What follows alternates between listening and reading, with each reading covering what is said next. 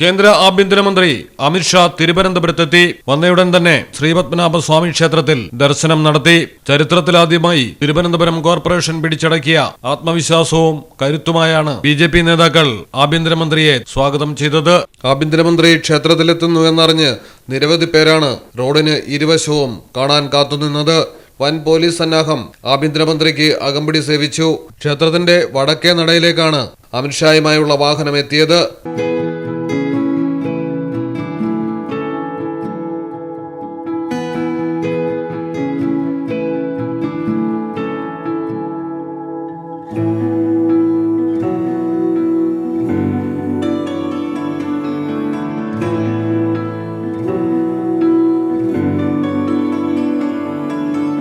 നമുക്ക് വേണം വികസിത കേരളം മിഷൻ 2026 അമിത്ഷാ തിരുവനന്തപുരത്ത് ഉദ്ഘാടനം ചെയ്യും. ഉടൻ തന്നെ പ്രധാനമന്ത്രിയും തിരുവനന്തപുരത്ത് എത്തുന്നുണ്ട്. മലയാളം ടെലിവിഷൻ തിരുവനന്തപുരം. നിങ്ങൾക്ക് എത്ര പേർക്കറിയാം നിങ്ങളുടെ കുഞ്ഞിന്റെ ആദ്യ കാതുകുത്ത് പവൻ ഗോൾഡിൽ തികച്ചും സൗജന്യമാണെന്ന്? പവൻ ഗോൾഡ് തിരൂർ.